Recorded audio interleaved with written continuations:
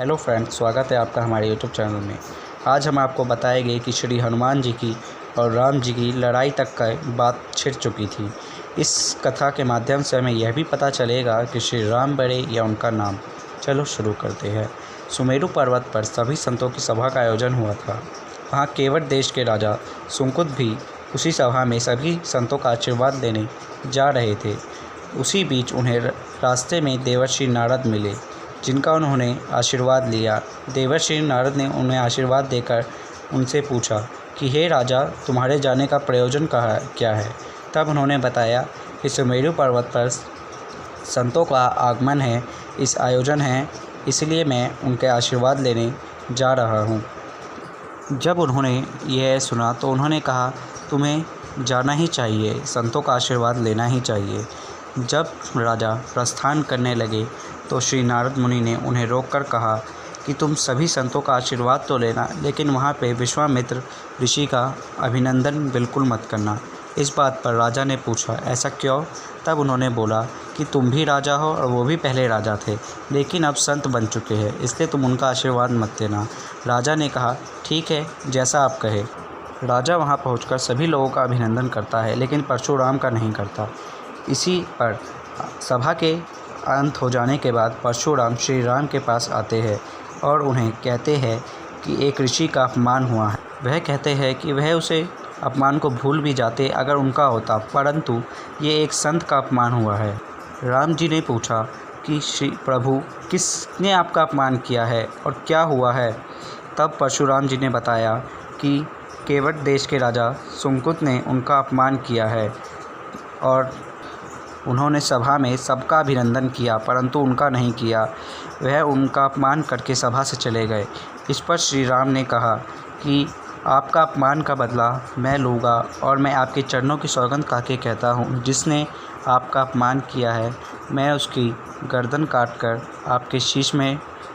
उसके शीश काटकर आपके पैरों में रख दूँगा। जब इस बात का पता राजा को पता चला तो वह डर गए और वह हर जगह नारद मुनि को ढूंढने लगे ताकि वह उनकी समस्या का समाधान निकाले। कई देर के बाद भी नारद मुनि जब नहीं मिले तो वह एक जगह बैठकर रोने लगे। तब नारद मुनि आकर उनसे उनके रोने का तात्पर्य पूछा। तब उन्होंने सारी व्यथा बताई। तब नारद मुनि ने कहा, अब तुम्हें सिर्फ अंजनी पुत्र ही बचा सकते हैं। यह सुनकर राजा अंजनी माता के घर पहुंचा और वहां बैठकर रोने लगा। उनकी रोने की आवाज़ सुनकर अंजनी माता बाहर आई और उनसे पूछा कि क्या हुआ राजा, तुम रो क्यों रहे हो? तब उन्होंने बताया कि वह मरने वाले हैं, शिव परशुराम उन्हें मार देंगे। इस पर उन्होंने कहा कि आप मुझे बचा लीजिए। तब अंजनी माँ ने कहा कि तुम चिंता मत करो, मैं तुम्हारे प्राण की रक्षा करने का वचन देती हूँ। तुम अंदर आ जाओ और कक्ष में विश्राम करो।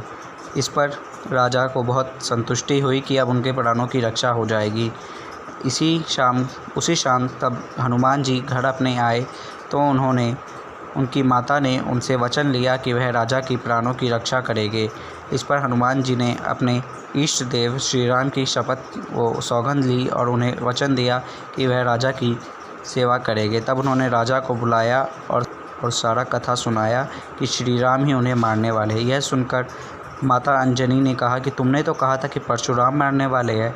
तब राजा ने बोला कि परशुराम तो मरवाने वाले हैं, मारने वाले श्री राम हैं, अब उनकी रक्षा की जाए। यह बात सुनकर हनुमान जी तो अचंभित रह गए। उन्होंने कहा कि तुम अपने राजधानी जाओ और मैं श्री राम के पास। तब वह श्री राम के पास गए और उन्होंने देखा कि वह कहीं जा रहे थे।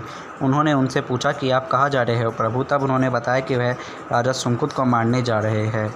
तब हनुमान जी ने कहा कि आप राजा को मत मारिए, लेकिन श्री राम ने कहा कि मैं तो अपने गुरु की सौगंध ले चुका हूँ, अब तो मुझे उसे मारना ही पड़ेगा।